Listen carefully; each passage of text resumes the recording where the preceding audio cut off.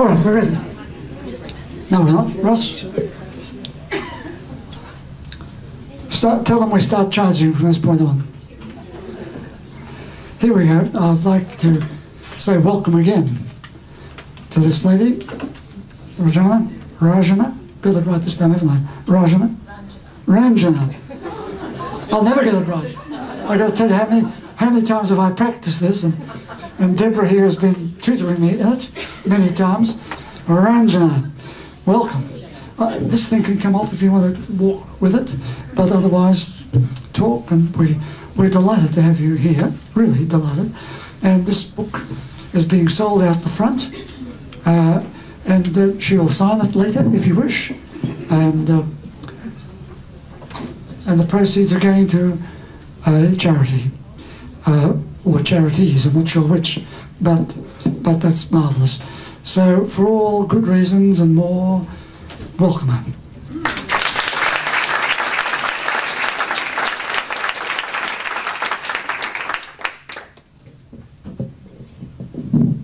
Good afternoon, everyone. I'm very conscious that it's a Sunday afternoon, and I'm grateful to you all for coming and listening. It's indeed a privilege to have so many of you here. I might just take this off. Great. What I thought I might do is, instead of boring you with a PowerPoint presentation or something, is talk to you for about 15 or 20 minutes. But if time permits, read a little bit of my book. But I'd really like this opportunity to be able to engage with you and to have you ask me some questions, which is far more interesting than me sitting here and talking at you. But these are some sort of thoughts that I penned down, and I'm going to just talk for about 10 or 15 minutes. Before I start, I hope you will indulge me. I have two of my children, Exhibit A and B, present there. There's Rohan. Stand up, Rohan. Stand up quickly. Say hello. Rohan is 5. Anjali is 3. And I promised them if they behave, I would tell you that they picked my earrings this morning. So thank you. All right. So a little bit about me. I'm an oncologist, as Francis said to you, and I work at Southern Health. I mainly work at Monash and Dandenong hospitals, although I've also worked in the Latrobe Valley in the past and continue to go there from time to time.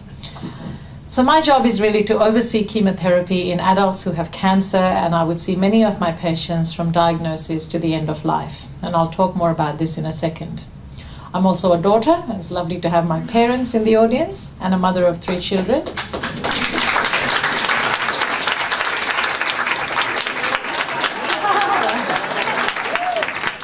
So in the tremendous amount of spare time this leaves me, I should also mention my husband is here.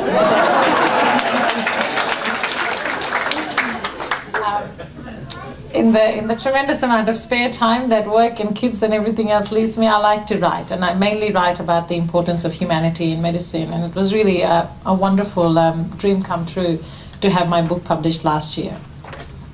One thing that I have discovered as an oncologist is that everyone has a story to tell, and that these stories are powerful and meaningful if only we did them justice and we stopped and listened.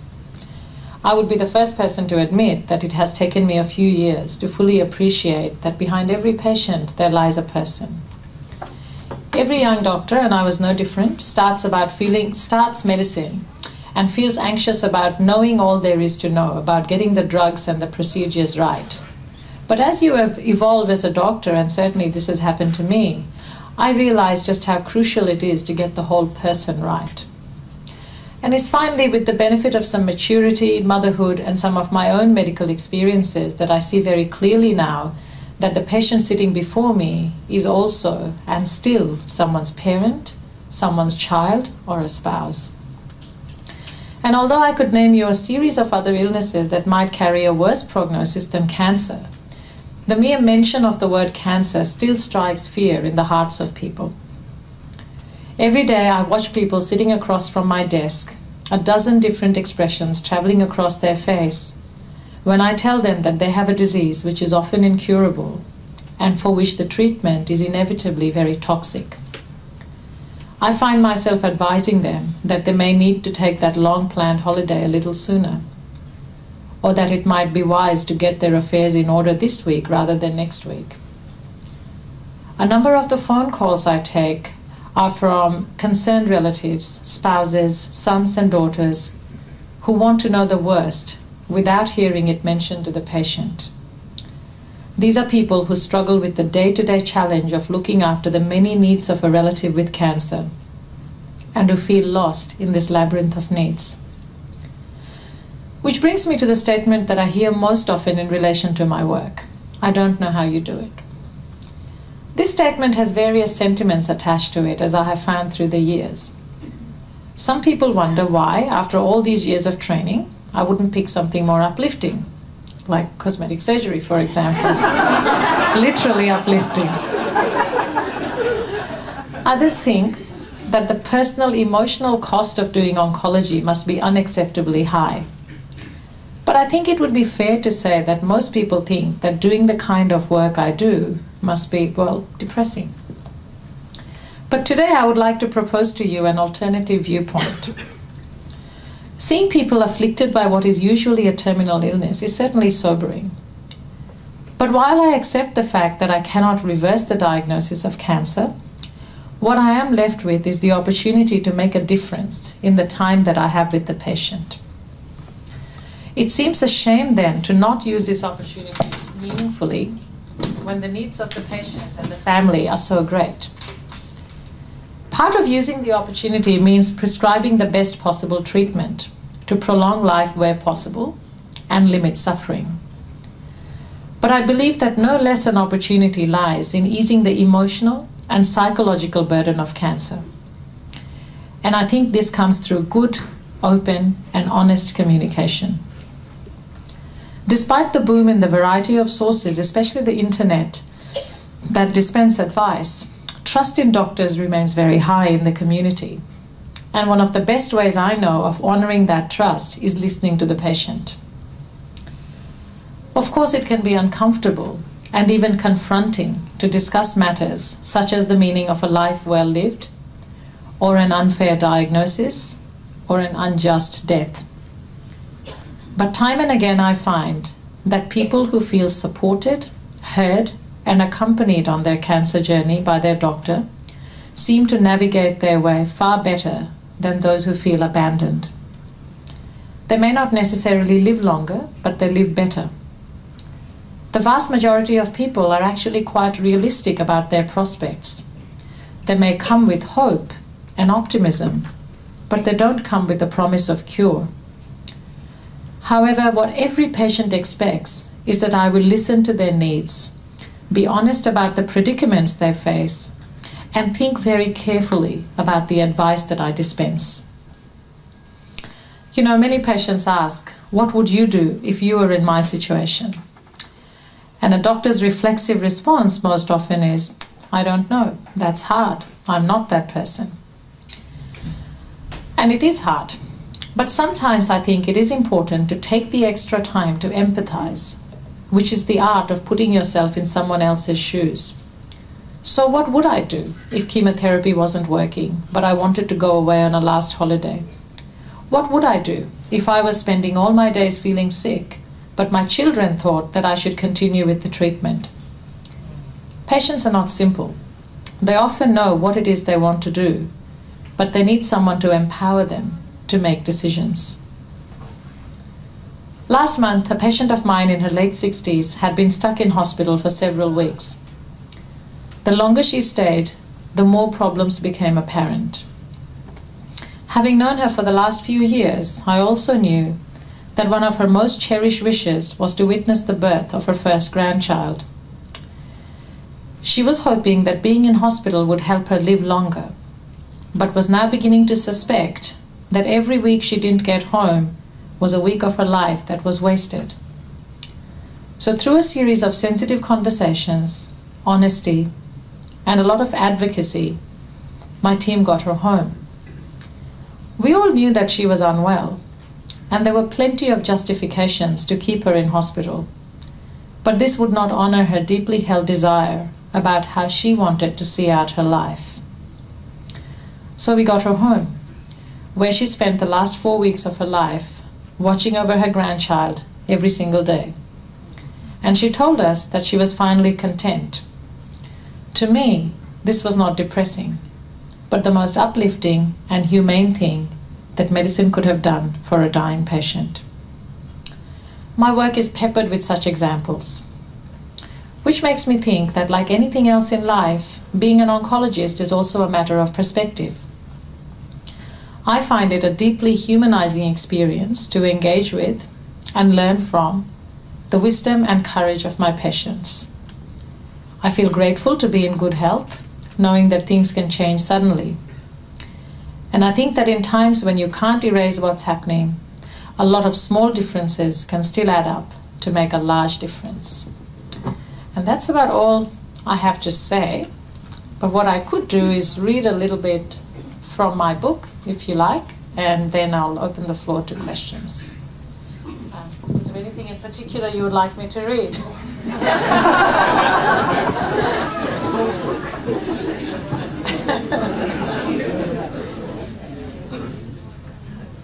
See, I knew it. He's got it all prepared. Okay.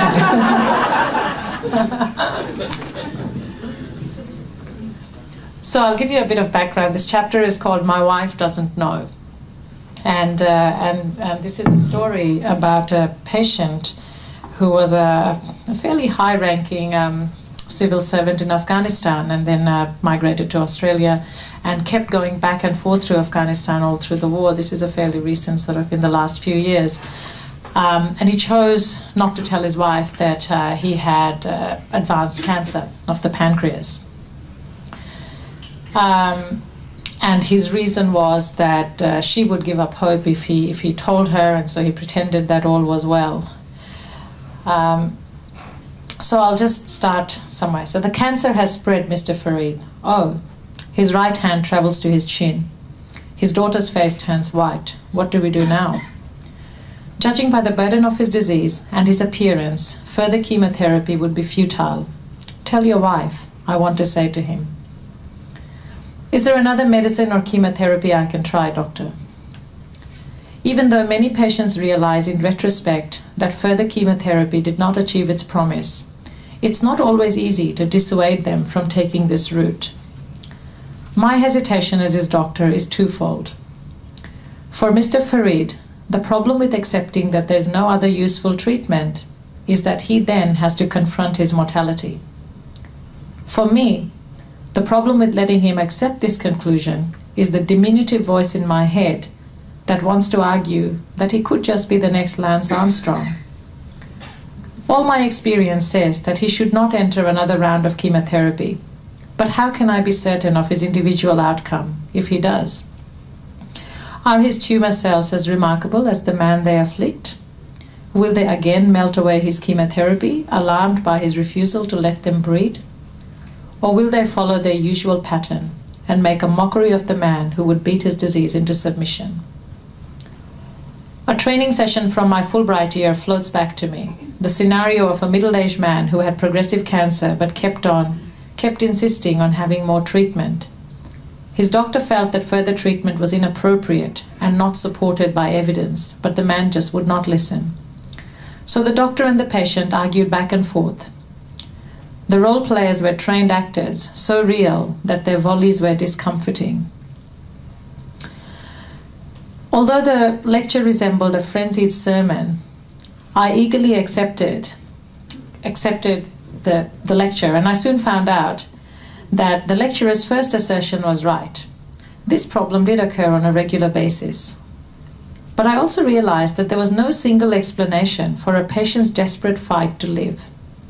Yes, it could be the upcoming graduation, anniversary, or birth. Or it could be the holiday or the retirement. But there was something else much bigger at play. Man's intrinsic hunger to live simply for the sheer joy of being alive. Yes, some of it was unpalatable and downright drudgery, but still, it was the drudgery of life, and it sure beat the anonymity of death.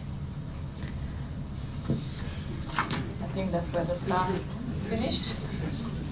I might just read one more page and then I'll finish off. And this is probably sort of what I've taken away from my book. I might just read this bit, if that's okay. By Mark Divorce. Yes. One of the professional choices I make several times during the day is to how to best use my time with my patients. Patients wait to see their doctor with anticipation and trepidation, but most of all with hope. They have run through more worst-case scenarios than I could imagine, because I don't need to account for their unpaid mortgage, their beloved dog, or the blind neighbor whose groceries they have fetched every week for the past 10 years. Early in my career, I felt that my primary duty was to impart medical facts. There were other people who were better equipped to handle the social and emotional fallout from cancer. But though the patients seemed accepting enough, my interactions felt incomplete. It bothered me that the confidence a patient showed in me may be limited to my ability to explain the sterile details of his or her cancer and the proposed treatment schedule. But what if I asked the burning question in my mind, how are you really doing? And someone actually chose to respond honestly. Did I have the time or ability to deal with the myriad thoughts and doubts that crisscross the mind of every cancer patient? There was no way to know, but try to bring the consultation to a more human level, to actively ask patients about their moods, fears, or wishes.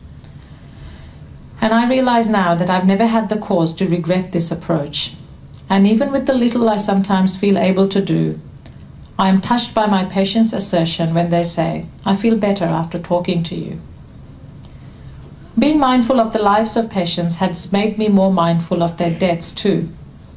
One of my very first patients bled to death. I still remember the impact of witnessing that barbaric death, and even now, walking past that room transports me back to that afternoon. My hands shook as I wrote that death certificate. My first few losses after this made me sad and introspective, but some years later, especially on busy nights, I found myself certifying deaths as if writing a prescription for an antibiotic. Now, I close the door behind me and spend a still moment taking in the surroundings. I look at graying wedding photographs and pictures pasted on cardboard, depicting regular family events. A profusion of cards, some with a child's wobbly drawing or handwriting, flowers from a well-tended garden, the last music a patient listened to, the last book he read. This moment reminds me that every death robs someone of a child, sibling, parent, or spouse. Every death closes the book on a life that I barely knew. And I am reminded to not be arrogant before death. A quiet and reflective moment spent in the presence of the dead provides insight into the gift of life. But perhaps the single most important thing that I have learned from being an oncologist is to be grateful. I'm simply grateful for my life and for my health. Many of my patients have incurable cancer. Lately, I have taken to closely observing the trigger that led to their diagnosis. The answers are so benign that they would invite good-humored disbelief were it not for the patient sitting before me. My hand just went to the lump. My job required a chest X-ray. I turned in bed and just felt it. Many patients were leading a perfectly normal life in the days or weeks before the calamity fell. Their revelations are a sobering reminder of the instant power of disease to change our lives. What I've learned from my patients is that it often takes the diagnosis of a dire illness for them to reevaluate their life and place the small things in perspective. "That poor girl," an old lady once remarked, "she looks so sick. I don't mind if you see her first." I looked at her in admiration. She had a brain full of metastases, and yet she cared for someone else's welfare. My patients talk to and about their children more. My patients worry less about money, fame, or fashion, and concentrate more on being at peace with themselves and with society at large. They have finally come to understand and despise the trivial issues that we let crowd our lives. And maybe it really is as simple as that. But I never fail to wonder what it is in our makeup that prevents us from appreciating these things much earlier in life. I am grateful for being able to think, talk, and walk. Life is good just as it is. And on the days that my own mind needs convincing, I simply stop by at a patient's bedside. And I'll stop there.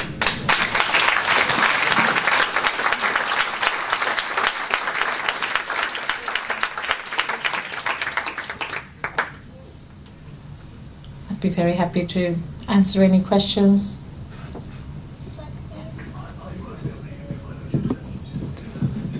My voice is shot. I'm elderly. You wouldn't have noticed, of course. But one of the problems that I think every doctor must face, particularly early in their career, and that is the extreme diversity of the human population. Every meiosis, sexual reproduction, there's about 1 million variations on the product.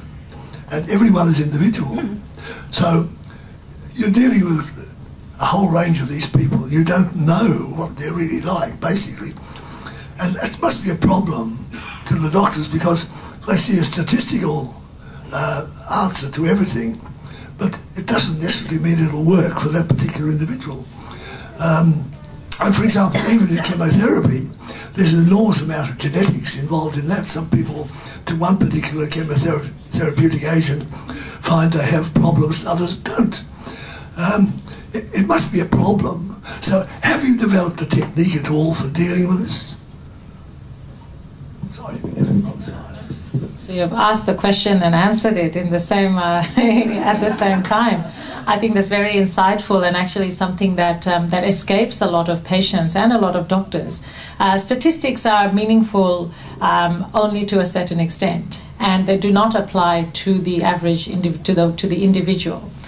And so, you know, you have to take statistics with a grain of salt, whether it be response rates or survival rates or death rates, whatever it is. It applies to a broad population. So, you know, I think that the obligation then of a doctor, and especially in a sensitive profession as mine, is to try to convey to the patient that very fact. And I think in terms of the difficulties of dealing with this, well, I think you just have to listen to the person in front of you. And so you use the statistics to the best of your capacity. And then you have to treat the person in front of you who is not a statistic, who is an individual. And you deal with the problems that they have and the symptoms that they have. And I think it can be done. I think if you use statistics wisely, you can help the patient.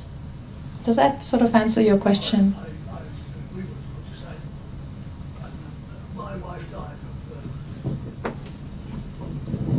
saying. My wife died of chemotherapy. She had leukemia, and I knew when she was diagnosed she couldn't live for more than 5 years, but I didn't tell her that because I thought it would destroy her. And she lived 4 years. I took her overseas twice, once to her son's wedding, and she came back. She was bedridden for 5 months, and I looked after her, but then she was in hospital to be reassessed, and because her platelets were very high, she had a major stroke, and I held her hand while she died. But another question? Yes, over here, Mel. It was just lovely listening to you read your book. We've not only got the book, but choose to buy it, but you'll all have the image and hear your voice. It's beautiful. Thank you. I'd like to come back to the story. I want to know the end of the story with the Afghanistan man. Did he tell his wife? So is this the point where I say you'll have to buy the book?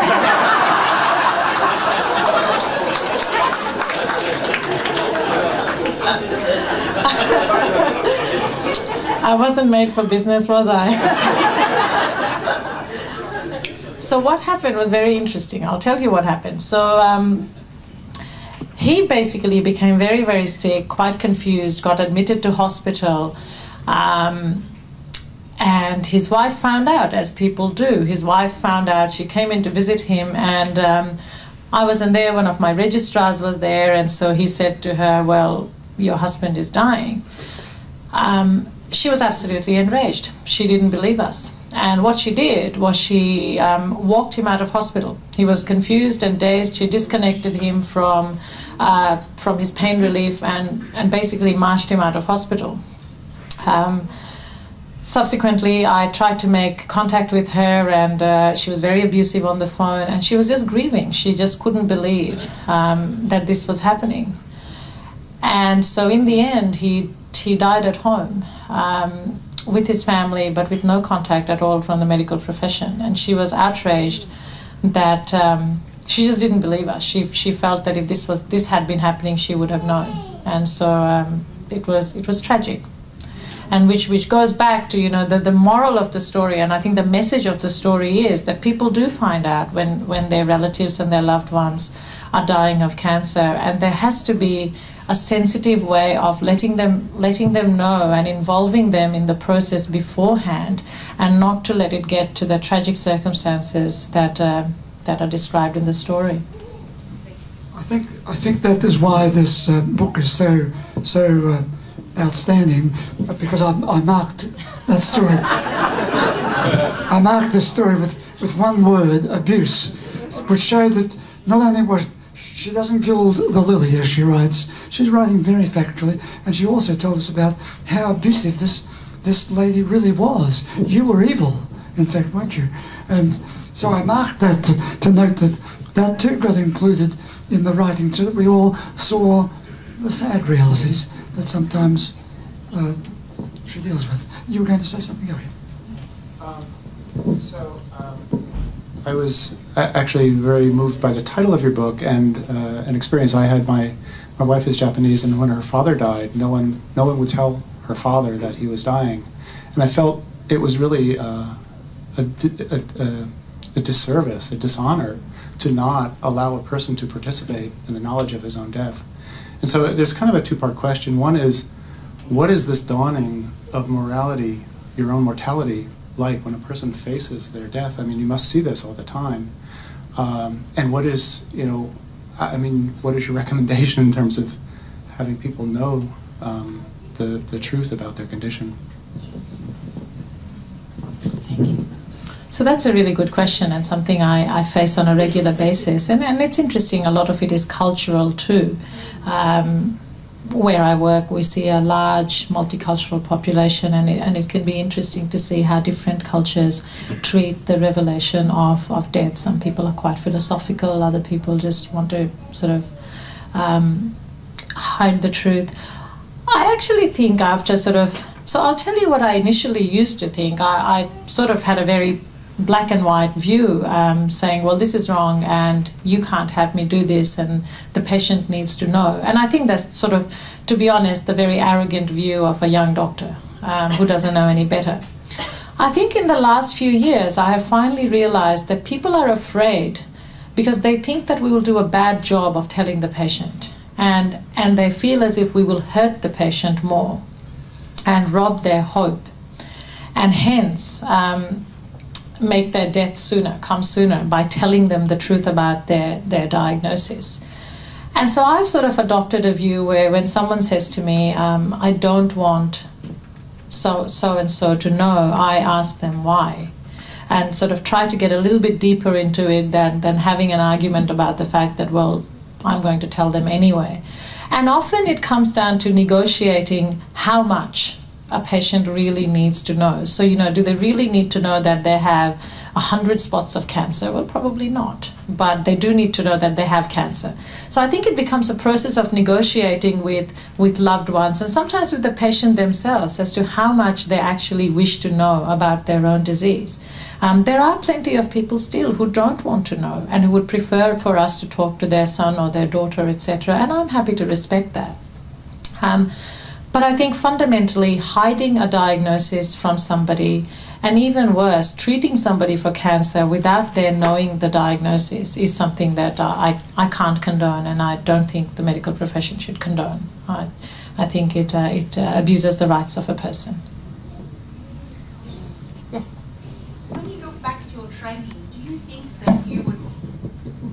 When you look back at your training, do you think you were trained in a way that enabled you to grow? Do you think that, I mean, the way you're talking is the way I think all of us would love a doctor to be, and yet we don't always have that experience. And so the question is, where does this openness to learning come? Should it be coming in your initial training? Is it something only experience can give you? Do you teach medical students? You know, I think things like ethics and communication are still sort of considered an optional extra in the training of a doctor, and they shouldn't be. Increasingly, there is more of it, but you know, the emphasis is still very much on the scientific aspects of medicine. And I think obviously, you know, you go to the doctor also to get factual information. But I think there's a lot more room for communication skills training, for exposing students and young doctors to situations which are difficult and challenging, and asking them to reflect. And you know, probably just as in life, there's a lot of room in medicine for reflection. And in answer to your question, yes, I do teach. I'm the director of physician training at my network, so I have a lot to do with junior doctors and medical students.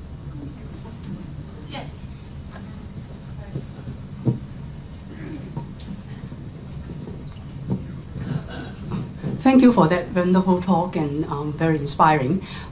Actually, my brother is, you know, being told that he's having palliative care for cancer, and I find myself that I can reconcile with that fact that he will die within a couple of months. But I find the most anxiety is my fear of how he will die, and I bet he will be going through this kind of mental journey too. So, doctor, what have you to say about how do you deal with patients or family who have acknowledged the fact that they will die, but it's the anxiety of how they're going to die? Can you share that with us?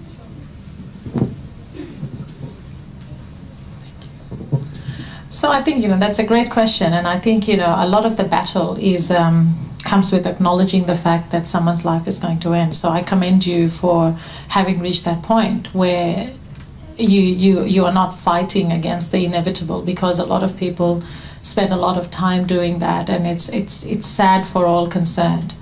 I think if he is in a palliative care, I mean, we are very blessed in this country to have some of the best palliative care support that I've seen anywhere in the world, without doubt. I mean, Australia is a world leader in terms of palliative care.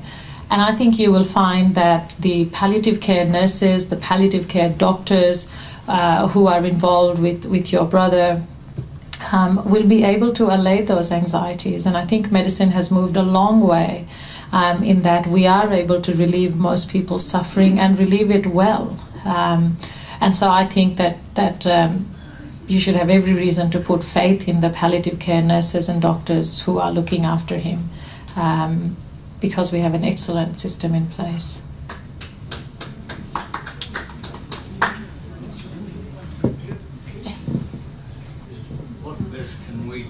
To help those. What best can we do to help the friends, the family? What can we do to help those in need?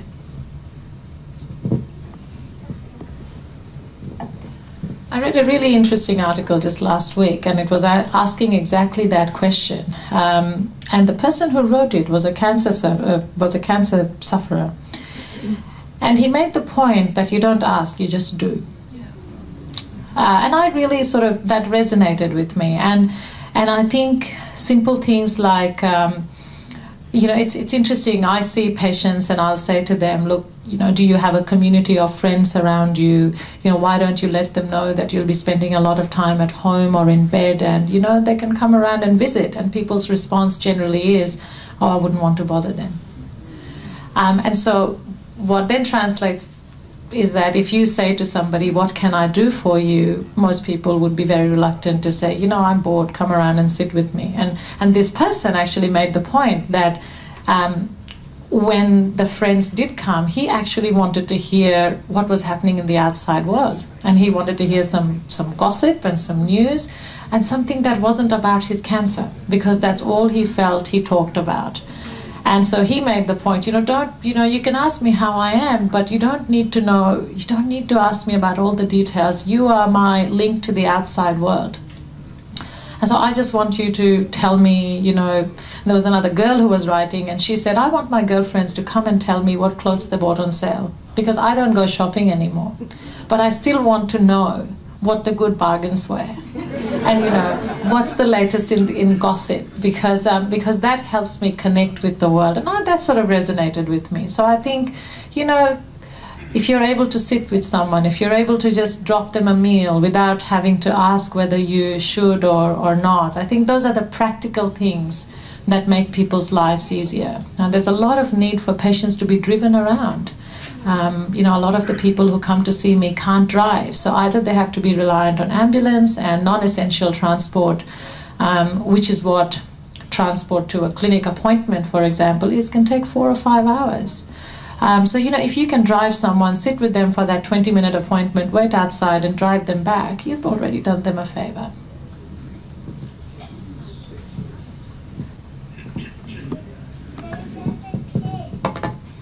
We seem as a society to be so fearful to talk openly about death.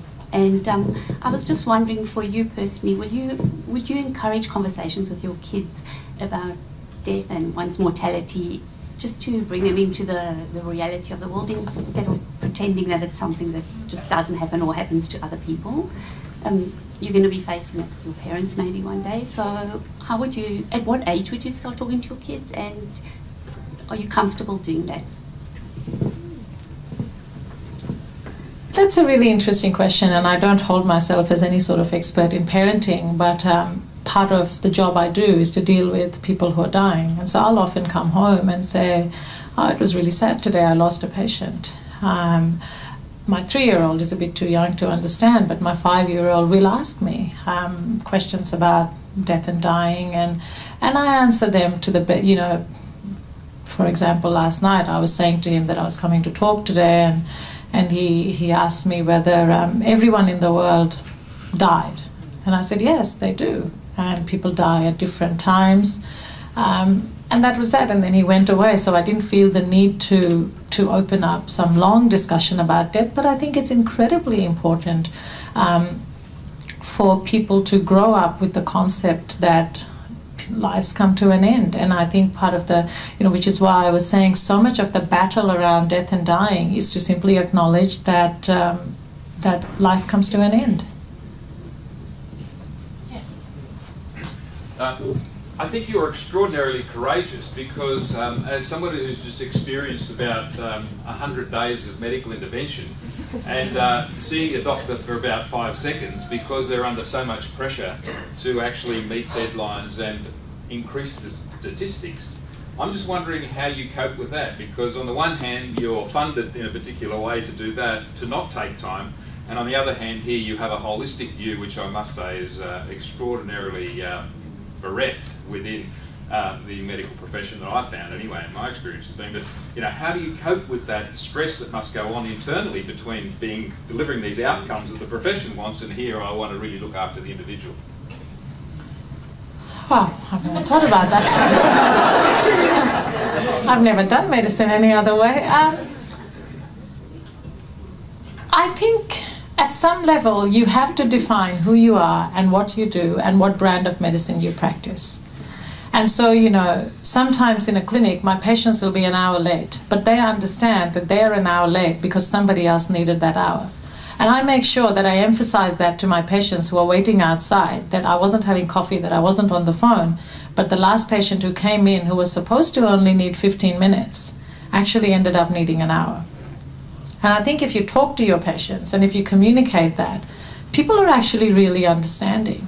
What they don't want to see is I suppose, you know, sort of factory-style medicine. And they know that if they have waited one day, then there may be that person the next day. But I think, yes, I mean, I think, you know, with the pressures on our hospital system, on the pressures to keep people in and out and get them out, I think you do have to be savvy, because you simply cannot spend an hour with every patient every day. But, you know, but what I do is I'll give patients a call sometimes, or I'll give their relatives a call, because I knew that I shortchanged them in clinic that day.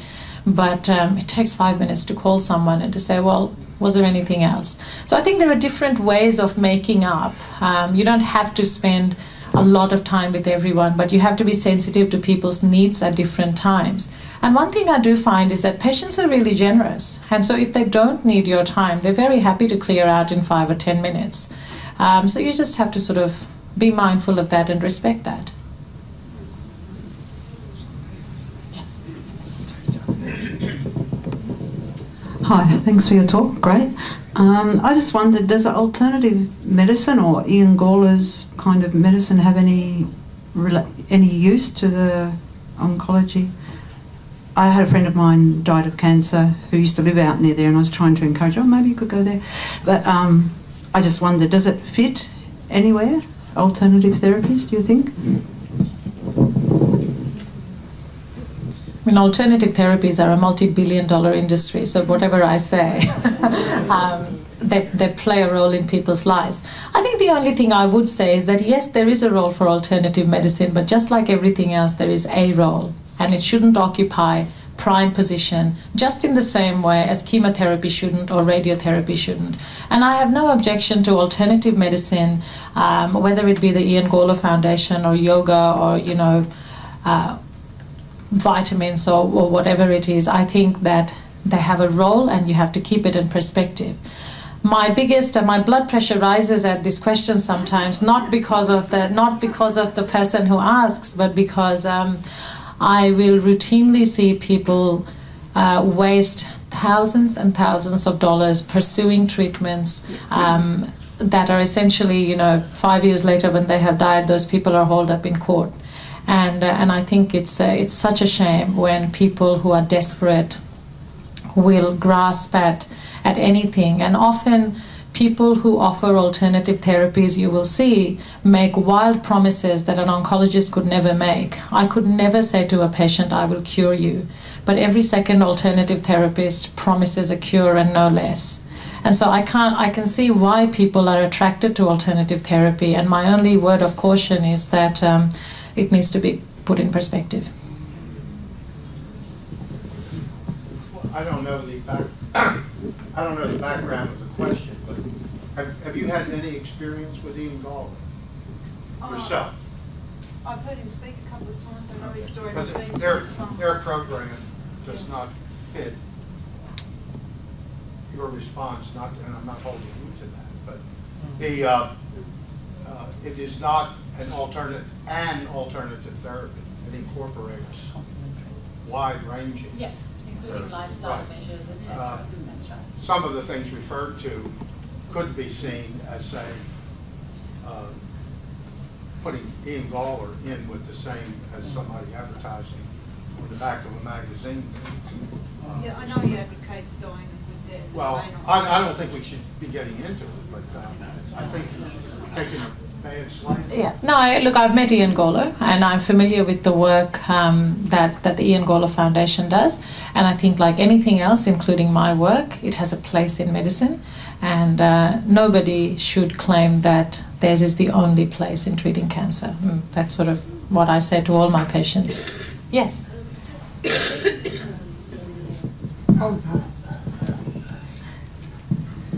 Just very quickly, has there been any research that you actually are aware of done on Ian Gawler's cancer research in terms of the success of the treatments? And the notion of hope in his work is crucial. I wish I'd never mentioned this. Oh, no, that's fine. No, I'm not aware of any research. I also think that it's particularly difficult to measure